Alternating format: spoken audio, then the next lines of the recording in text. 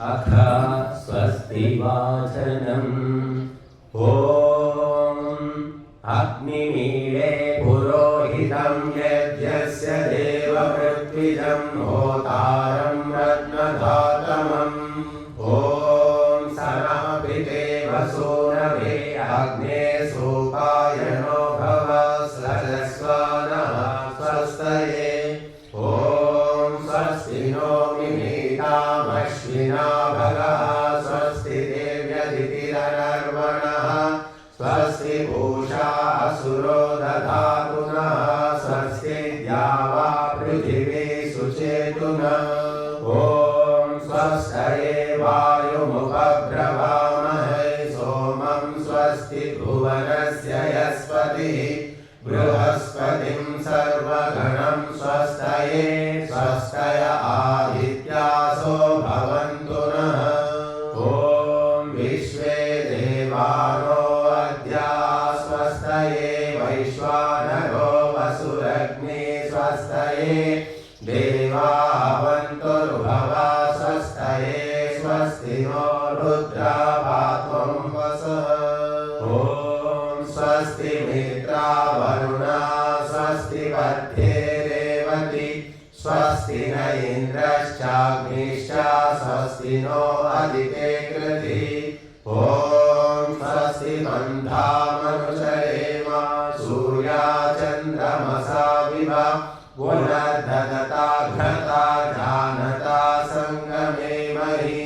ॐ ये देवानां यज्ञियानां मनोर्यजत्रामृतारुतज्ञाः तेनो रासन्तामुरुगाय मध्ययूयं पात स्वस्तिभिः सदा नः। ॐ येभ्यो माता मधुमत्किन्वते पयः पीयूषं द्यौरदितिरद्रिवर्गाः उक्थशुष्मान् वृषभरान् स्वप्नसस्तामादित्यामनुमदा स्वस्तये।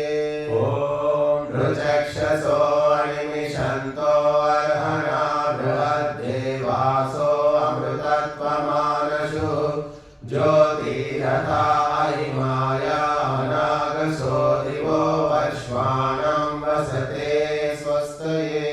ॐ सम्राजो ये सुहृदो यज्ञमाययोरपरिहृता दधिरे दिवीक्षयं तामाविवासनमसा सुवृत्तिभिर्महो आदित्यामहिं स्वस्तये।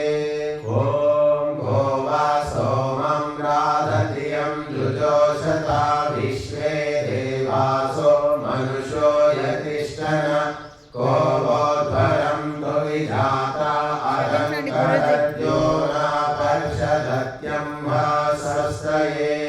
ॐ येभ्यो होत्रां प्रथमा माये जे मनुः समिद्धाग्निर्मनसा सप्तहोतृभिः त आदित्या अभयं शर्म यच्छता सुगानः कर्त सुपथा स्वस्तये। ॐ यैशिरे भुवनस्य प्रचेतसो विश्वस्य सातुर्जगतः शमन्तवः तेन कृतादकृतादेन सस्पर्यद्या देवास पितृता स्वस्तये।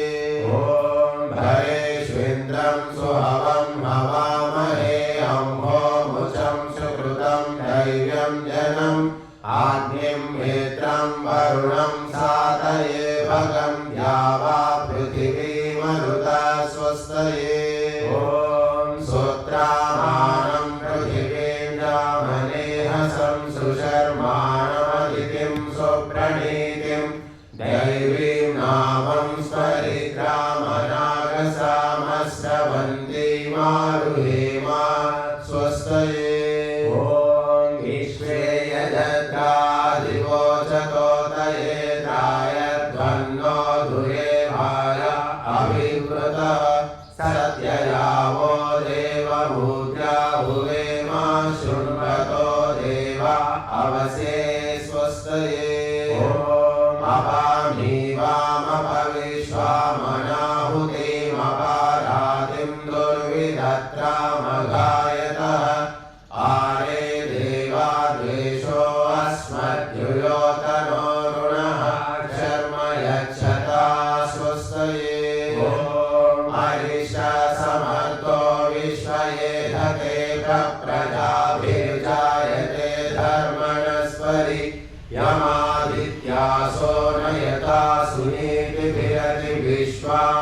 दुरिता स्वस्तये ॐ यं देवासो वधवाजसातो यं शूरसाता मरुतो हिते धने प्रातर्यावानां रथमिन्द्रसानसि मरिष्यन्तमारुहेम स्वस्तये ॐ स्वस्ति नः पथ्यासु धन्वसु स्वस्त्यप्सुर्जने स्वर्वति स्वस्ति नः पुत्रकृतेषु योनिषु स्वस्तिराये मरुतो दधातन ॐ स्वस्ति वेते प्रतते श्रेष्ठारेज्ञा स्वस्य भियावाममेति सानो अमासो अरणे निपातो स्वावेशा भवतु देवगोपा ॐ ईशे त्वोजे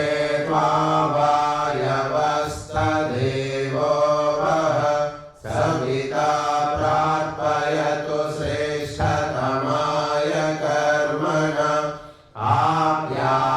आप्यायध्वमज्ञा इन्द्राय भागं प्रजापतिरनमीव